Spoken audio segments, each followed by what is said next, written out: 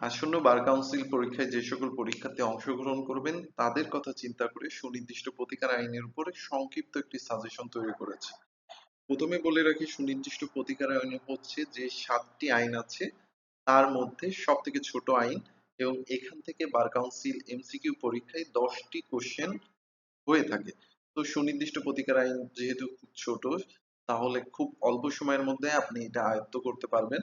তো এর প্রাথমিক তথ্য সম্পর্কে প্রথমে জানি, কারণ এখান থেকেও সময়ে সময়ে দুই একটা কোশ্চেন আসতে পারে। তো সুনির্দিষ্ট প্রতিকার আইন হচ্ছে 1877 সালের 1 নং আইন। এটি প্রণয়ন বা প্রকাশ হয় 7 ফেব্রুয়ারি 1877 সালে, আর কার্যকর হয় 1 মে 1877। সর্বশেষ সংশোধনী হয় 2004 সালে ধারা 21-এর ক সংযোজনের মাধ্যমে। আর এই আইনের প্রকৃতি হচ্ছে দেওয়ানি প্রকৃতি।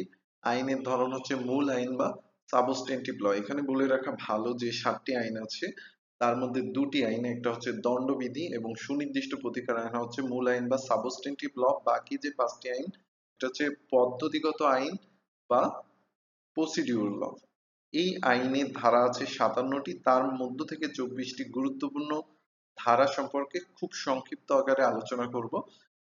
ধারা 5 হচ্ছে কতটি উপায়ে সুনির্দিষ্ট প্রতিকার প্রদান করা হয়, 5টি উপায়ে। ধারা 6 হচ্ছে নিরোধ প্রতিকারের সংজ্ঞা, এবং ধারা 7 হচ্ছে দণ্ডমূলক আইন কার্যকর করার উদ্দেশ্যে সুনির্দিষ্ট প্রতিকার মঞ্জুর করা হয় না। অর্থাৎ দণ্ডমূলক আইন যেমন পেনাল কোড, ফৌজদারি কার্যবিধি, এসব ক্ষেত্রে এই সুনির্দিষ্ট প্রতিকার আইনের মাধ্যমে প্রতিকার প্রদান করা হয় না। এরপরে হচ্ছে 8, 9, 10, 11।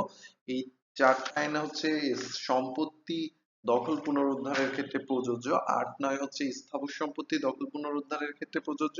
10, 11 হচ্ছে অস্থাবর সম্পত্তি দখল পুনরুদ্ধারের ক্ষেত্রে প্রযোজ্য। 8 ধারাও হচ্ছে যে সত্ত্বসহ দখল পুনরুদ্ধারের ক্ষেত্রে 8 ধারায় মোকদ্দমা দায়ের করা হয়। এক্ষেত্রে একটা কোর্ট ফির বিষয় আছে, আপনারা জানেন। কোর্ট ফি হচ্ছে দুই প্রকার, একটা হচ্ছে অ্যাড ভোলেরম কোর্ট ফি আর একটা হচ্ছে ফিক্সড কোর্ট ফি। তো 8 ধারা হচ্ছে অ্যাড ভোলেরম কোর্ট ফি প্রদান করা হয়ে থাকে। আর এখানে হচ্ছে 8 ধারায় হচ্ছে আহ, দখল তামাদি আইনের 142 অনুচ্ছেদ অনুযায়ী সম্পত্তি হতে বেদখল হওয়ার দিন থেকে 12 বছরের মধ্যে মোকদ্দমা দায়ের করতে হবে। আর এখানে হচ্ছে সরকারের বিরুদ্ধে মোকদ্দমা দায়ের করা যায়, আর এই ধারায় মামলায় হেরে গেলে প্রতিকার হচ্ছে আপিল অথবা রিভিউ দায়ের করা যায়। আর 9 ধারায় হচ্ছে শুধু সর দখল পুনরুদ্ধারের জন্য 6 মাসের মধ্যে মোকদ্দমা দায়ের করতে হয়। এখানে অ্যাড ভুলেরম কোর্ট ফির অর্ধেক কোর্ট ফি দিতে হয়, এবং এইখানের প্রতিকার হচ্ছে রিভিশন, এবং সরকারের বিরুদ্ধে এই 9 ধারায় মোকদ্দমা দায়ের করা যায় না। 10, 11 হচ্ছে অস্থাবর সম্পত্তির ক্ষেত্রে প্রযোজ্য। 10 ধারায় হচ্ছে যিনি ওই অস্থাবর সম্পত্তির মালিক তিনি 10 ধারায় মোকদ্দমা দায়ের করতে পারেন। আর 11 ধারায় হচ্ছে যিনি সম্পত্তির মালিক নাই কিন্তু অস্থাবর সম্পত্তি তার দখলে ছিল, বেদখল হয়েছে, তিনি 11 ধারায় মামলা বা মোকদ্দমা দায়ের করতে পারেন।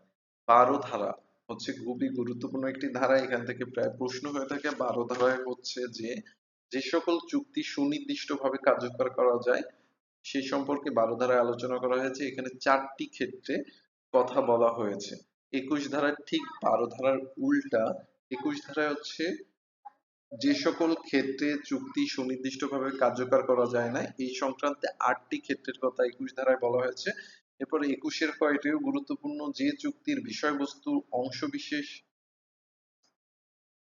সরি বিক্রয়ের জন্য অলিখিত চুক্তি সুনির্দিষ্টভাবে বলবৎযোগ্য নয়। অর্থাৎ বিক্রয়ের ক্ষেত্রে যে চুক্তি অলিখিত এবং অনিবন্ধিত, এই চুক্তি হচ্ছে সুনির্দিষ্ট প্রতিকার আইন দ্বারা প্রতিকার করা হয় না। 31 ধারা হচ্ছে দলিল সংশোধন, 35 ধারা হচ্ছে চুক্তি রদ, 39 ধারায় হচ্ছে দলিল বাতিল, 40 ধারায় হচ্ছে আংশিক দলিল বাতিল, 41 ধারায় হচ্ছে দলিল বাতিলের ক্ষতিপূরণ, 42 ধারায় হচ্ছে ঘোষণামূলক ডিক্রি, এবং 42 ধারায় এই ঘোষণামূলক ডিক্রির ক্ষেত্রে হচ্ছে নির্ধারিত কোর্ট ফি প্রযোজ্য যা হচ্ছে 300 টাকা। 43 ধারায় এই ঘোষণার ফলাফল, 44 ধারা হচ্ছে রিসিভার নিয়োগ সংক্রান্ত বিষয়ে বলা হচ্ছে, আর এই রিসিভার নিয়োগ সংক্রান্ত বিষয় হচ্ছে দেওয়ানি কার্যবিধি মোতাবেক হয়ে থাকে।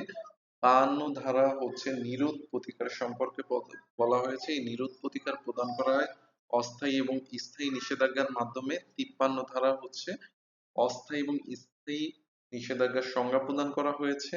৫৪ ধারায় হচ্ছে কোন কোন ক্ষেত্রে স্থায়ী বা চিরস্থায়ী নিষেধাজ্ঞা মঞ্জুর করা হয় সে সম্পর্কে বলা হয়েছে। ৫৫ ধারায় বলা হয়েছে যে বাধ্যতামূলক নিষেধাজ্ঞা সম্পর্কে।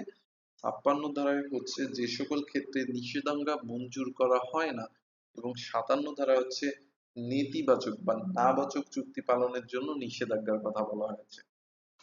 এছাড়া আরো কিছু গুরুত্বপূর্ণ ধারা আছে ১৩, ১৪, ১৫, ১৬, ২৪, ২৭, ২৮, ৩৮ এবং ২২। এই ধারাগুলো আপনারা দেখে নিবেন। আশা করি এই ধারাগুলো পড়লে আপনি আসন্ন এমসিকিউ পরীক্ষায় একটা ভালো ফলাফল করতে পারবেন সুনির্দিষ্ট প্রতিকার আইনের উপর। আহ, এর পাশাপাশি ভিডিওটি শেয়ার করে দিবেন এবং চ্যানেলটি সাবস্ক্রাইব করে রাখবেন, কারণ এর পরবর্তীতে বাকি আইনের উপর ধারাবাহিকভাবে ভিডিও প্রচার করা হবে।